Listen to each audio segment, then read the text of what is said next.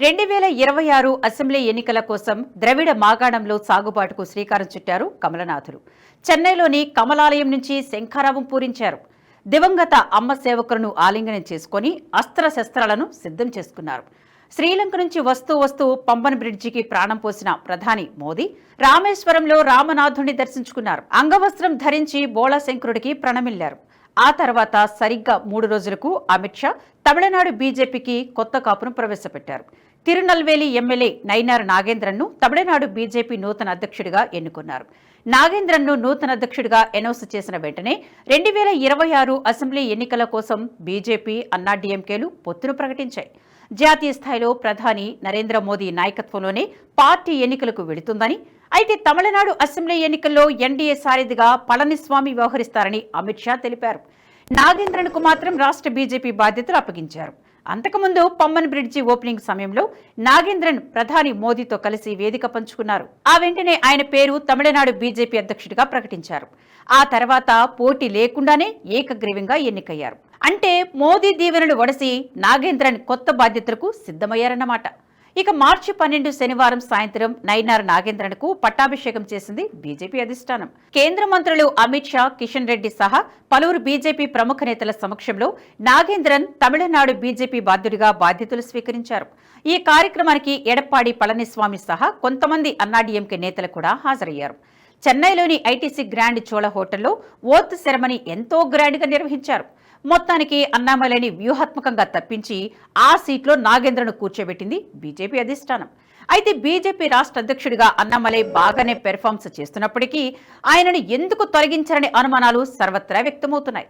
ఈ నిగూఢం వేడాలంటే మనం కాస్త లోతులకు వెళ్లి పరిశీలన చేయాల్సి ఉంటుంది. అంతకుముందు నైనార్ నాగేంద్రన్ పొలిటికల్ ప్రొఫైల్ గురించి తెలుసుకుందాం. దక్షిణ తమిళనాడులోని సముద్ర తీర ప్రాంతమైన తిరునల్వేలి నియోజకవర్గం నుంచి 3 సార్లు ఎమ్మెల్యేగా ఎన్నికయ్యారు నైనార్ నాగేంద్రన్. 2001లో ఒకసారి, 2011లో రెండోసారి అన్నాడీఎంకే నుంచి ఎమ్మెల్యేగా గెలిచారు. 2001-2006 మధ్య కాలంలో జయలలిత కేబినెట్లో మంత్రిగా పనిచేశారు. పన్నీర్ సెల్వం కేబినెట్లోనూ మంత్రిగా బాధ్యతలు నిర్వర్తించారు. 2017లో అన్నాడీఎంకేను విడిన నాగేంద్రన్ బీజేపీలో చేరారు. ఆ తర్వాత ఆయన పార్టీ ఉపాధ్యక్షుడిగా ఎదిగారు. ఈ క్రమంలో 2019లో రామనాథపురం నుంచి, 2024లో తిరునల్వేలి నుంచి లోక్సభకు పోటీ చేసి ఓడిపోయారు. ఓవరాల్గా ఇది నైనార్ నాగేంద్రన్ పొలిటికల్ ప్రొఫైల్. ఇక అధ్యక్ష మార్పు వెనుక ఉన్న కారణాలను ఒక్కొక్కటిగా విశ్లేషించుకుందాం. కమలనాథులు ఎప్పుడూ తక్షణ అవసరాల కోసం కాకుండా సుదీర్ఘ అవసరాలకే పెద్దపీట వేస్తుంటారు. తమిళనాడు విషయంలోనూ అదే చేసినట్టు కొన్ని అంశాలను విశ్లేషించుకుంటే ఇట్టే అర్థమైపోతుంది. 2026 అసెంబ్లీ ఎన్నికల్లో ఒంటరిగా గెలవడం ఇప్పటికిప్పుడు బీజేపీకి సాధ్యమయ్యే పని కాదు. ద్రవిడ పార్టీల ఘర్షణ మధ్య ఏడాదిలో బీజేపీ బావుకునేది ఏదీ ఉండదు. మహా అయితే ఇప్పుడున్న 4 సీట్లకు మరో 4 యాడ్ అవుతాయేమో. అధిష్టానానికి ఈ విషయం బాగా తెలుసు. అలా కాకుండా పొత్తులు పెట్టుకుని ఫైట్ చేస్తే ఇంకాస్త మంచి నెంబర్ నమోదు చేయవచ్చు. అయితే అన్నాడీఎంకేతో పొత్తుకు అన్నామలై ససేమిరా అంటున్నాడు. అన్నాడీఎంకే పేరెత్తితేనే అంతెత్తినెగిరెగిరి పడుతున్నాడు. పార్టీని సొంతంగా ఎదిగేలా చేయాలన్న తపన ఆయనది. కానీ అది ఇప్పటికిప్పుడు సాధ్యం కాదు కదా. అధికారం కావాలంటే రాజకీయ పార్టీలు రాజకీయం చేయాల్సిందే. తమిళనాడులో బీజేపీ అదే చేసింది. అందుకే అన్నామలైని వ్యూహాత్మకంగా తప్పించి నాగేంద్రన్కు పగ్గాలు అప్పగించింది. నిజానికి మార్చి చివరి వారంలోనే అధ్యక్ష మార్పుకు బీజం పడింది. మార్చి 25న అన్నాడీఎంకే చీఫ్ పళనిస్వామి ఢిల్లీలో అమిత్ షాను కలిశారు. ఈ సమావేశంలో అన్నాడీఎంకే బీజేపీ తిరిగి కలిసి పనిచేయాలనే అంశం చర్చకు వచ్చింది. అయితే అన్నామలై బీజేపీ అధ్యక్షుడిగా ఉంటే పొత్తుకు ససేమిరా అన్నారట పళనిస్వామి. అన్నామలై కారణంగానే గతంలో కూటమి నుంచి బయటికి వచ్చిన విషయాన్ని అమిత్ షాకు గుర్తు చేశారట. 2023లో దివంగత జయలలితతో సహా అన్నాడీఎంకే అగ్రనాయకులపై అన్నామలై విరుచుకుపడ్డారు. దీంతో అన్నాడీఎంకే అతనికి వ్యతిరేకంగా ఒక తీర్మానాన్ని ప్రతిపాదించింది. ఈ పరిణామం అన్నాడీఎంకే చివరకు బీజేపీతో పొత్తు నుండి వైదొలగడానికి కారణమైంది. ఇలా అన్నాడీఎంకే బీజేపీ మధ్య పొరపచ్చాలు రావడంతో ఇరు పార్టీలు నష్టపోవాల్సి వచ్చింది. 2 పార్టీలు కూడా ఒక్కటంటే ఒక్క లోక్సభ స్థానాన్ని కూడా దక్కించుకోలేకపోయాయి. ఇదే అధ్యక్ష మార్పుకు దోహదం చేసింది. అంతేకాదు, అన్నాడీఎంకేతో కలిసి ఎన్నికలకు వెళ్లాలనుకున్న బీజేపీ అధ్యక్ష మార్పు వెనుక సామాజిక సమీకరణాలను కూడా సరిచూసుకుంది. తమిళనాడు ఎన్డీఏ బాధ్యుడు పళనిస్వామి, అన్నామలై ఇద్దరూ గౌండర్ సామాజిక వర్గానికి చెందినవారు.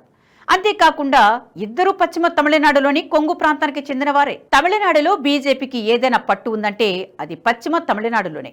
అందుకే ఎన్డీఏ బీజేపీ బాధ్యులు ఒకే సామాజిక వర్గానికి చెందినవారు కాకుండా పార్టీ అధిష్టానం జాగ్రత్త పడింది. పైగా కొత్త అధ్యక్షుడు నయినార్ నాగేంద్రన్ అన్నాడీఎంకేతో ఉన్న సమస్యలను పరిష్కరించగలడని బీజేపీ అధిష్టానం నమ్ముతుంది. ఇందుకు పలు కారణాలున్నాయి. అందులో మొదటిది అన్నాడీఎంకే నేపథ్యం. నాగేంద్రన్ అన్నాడీఎంకేతోనూ తన రాజకీయ జీవితాన్ని ప్రారంభించాడు. అన్నాడీఎంకే ప్రభుత్వంలో మంత్రిగా కూడా పనిచేశారు. అందువల్ల ఆ పార్టీ సంస్కృతి సంప్రదాయాలపై విశేషమైన పట్టుంది. ఇక రెండవది, నాగేంద్రన్ దక్షిణ తమిళనాడులోని తిరునల్వేలికి చెందినవాడు. ఈ ప్రాంతంపై పట్టు సాధించడానికి బీజేపీ ప్రయత్నిస్తోంది. ఇక మూడవ కారణం, అతడు తేవర్ సామాజిక వర్గానికి చెందినవాడు. తమిళనాడులో తేవర్ సామాజిక వర్గం బలమైన ఓటు బ్యాంకు కలిగి ఉంది. పైగా పళనిస్వామికి సామాజిక వర్గానికి భిన్నమైన సామాజిక వర్గానికి చెందినవాడు కావడంతో గౌండర్లు తేవర్ల ఓట్లు బ్యాంకు ఎన్డీఏకు కలిసి వస్తుందని బీజేపీ భావిస్తోంది. కేవలం సామాజిక సమీకరణాలే కాకుండా ముందే చెప్పుకున్నట్టు అధ్యక్ష మార్పు వెనుక దూరపు ఆలోచన కూడా ఉంది. అసెంబ్లీ ఎన్నికల్లో అన్నాడీఎంకేతో పొత్తు పెట్టుకోవడం వెనుక 2029 లోక్సభ ఎన్నికల వ్యూహం కూడా ఉందంటున్నారు రాజకీయ విశ్లేషకులు. అసెంబ్లీ ఎన్నికల్లో బలపడితేనే రాబోయే లోక్సభ ఎన్నికల వరకు బద్ధశత్రువు డీఎంకేను దెబ్బ కొట్టొచ్చన్నది కమలనాథుల వ్యూహంగా కనిపిస్తుంది. ఎందుకంటే లోక్సభలో కాటికి దగ్గరైన కాంగ్రెస్ పార్టీని ఇండి కూటమి రూపంలో కాపాడుతున్నవి ప్రధానంగా రెండు పార్టీలు. అవి ఒకటి తృణమూల్ కాగా రెండవది ఈ డీఎంకే. ప్రతి ఎన్నికల్లో మెజారిటీ స్థానాలను కొల్లగొడుతూ కాంగ్రెస్ పార్టీకి బలంగా మారుతుంది. తద్వారా ఉభయ సభల్లో కీలక బిల్లులకు అడ్డుపడుతుంది. అందుకే ఇప్పటికిప్పుడు అధికారంలోకి రాకపోయినా శత్రువు మాత్రం పవర్లో ఉండకూడదనే సిద్ధాంతాన్ని ఫాలో అయింది బీజేపీ. లోక్సభలో యాంటీ బీజేపీ వర్గం బలపడకూడదంటే పొత్తు ఒకటే మార్గమని భావించింది. తమిళనాడులో డీఎంకే వీక్ అయితేనే పార్లమెంటులో ఇండి కూటమి బలహీనపడుతుంది. పైగా ఇప్పుడు తమిళనాట విజయ్ నేతృత్వంలో కొత్త ద్రవిడ పార్టీ పురుడు పోసుకుంది. ఈ నేపథ్యంలో ఇప్పటికే బలహీనంగా ఉన్న అన్నాడీఎంకే మరింత బలహీనపడే అవకాశం ఉంది. అప్పుడు పరిస్థితి స్టాలిన్ వర్సెస్ విజయ్గా మారినా ఆశ్చర్యపోవాల్సిన పనిలేదు. అదే జరిగితే తమిళనాడు రాజకీయాల్లో బీజేపీ ఎదుగుదలకు ఎలాంటి స్కోప్ ఉండదు. అలా జరగకూడదంటే ఇప్పుడున్న పరిస్థితిలో బీజేపీకి అన్నాడీఎంకేతో పొత్తు అత్యంత అవసరం. అయితే పొత్తు కోసం పార్టీలో చెమటొడ్చి పనిచేస్తున్న అన్నామలైని బలి చేస్తారా అన్న ప్రశ్న ఉత్పన్నం కావడం సర్వసాధారణం. అయితే అన్నామలై తొలగింపు పార్టీ ప్రయోజనాల కోసం చేసింది తప్ప వేరే కాదంటోంది బీజేపీ అధిష్టానం. తక్షణ అవసరాలు, సామాజిక సమీకరణాల నేపథ్యంలో మార్పు అనివార్యమైనట్లు చెబుతుంది. అధ్యక్ష మార్పు వెనుక ఇంకో బలమైన కోణం కూడా కనపడుతుంది. అన్నామలై పొలిటికల్ కెరీర్ మరో మలుపు తీసుకోబోతుందన్న సంకేతాలు వెలువడుతున్నాయి.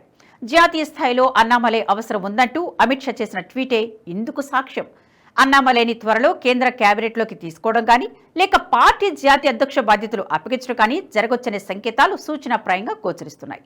తెలంగాణ బీజేపీ అధ్యక్షుడిగా బండి సంజయ్ని మార్చినప్పుడు కూడా ఇది ముమ్మాటికి తప్పుడు నిర్ణయం అంటూ విమర్శలు వెల్లువెత్తాయి. కానీ ఆ తర్వాత బండి సంజయ్ని హోంశాఖ సహాయ మంత్రిగా పదవీ బాధ్యతలు కట్టబెట్టారు. ఆధిపత్య ధోరణి, ఒక వర్గానికి కొమ్ము కాయడం వంటి కారణాలతో పదవుల నుంచి తొలగించే పద్ధతి ఇతర పార్టీలో కనిపిస్తుంది. కానీ బీజేపీలో మాత్రం ఒక పదవిని త్యాగం చేస్తే అంతకు మించిన మరో పదవి వరిస్తుందనడానికి బండి సంజయ్ ప్రత్యక్ష ఉదాహరణ. అంటే తమిళనాడులో అన్నామలై మరో బండి సంజయ్ కాబోతున్నారన్నమాట. ఈ వీడియో మీకు నచ్చినట్టయితే లైక్ చేయండి, 10 మందికి షేర్ చేయండి. అలాగే కామెంట్ల రూపంలో మీ అభిప్రాయాలను మాతో పంచుకోండి. Nationalist hub group of channels ను సబ్స్క్రైబ్ చేసుకుని తెలుగునాట జాతీయవాద జర్నలిజాన్ని ప్రోత్సహించండి. ఈ వీడియో కింద ఉన్న బెల్ ఐకాన్ పై క్లిక్ చేయడం మర్చిపోవద్దు.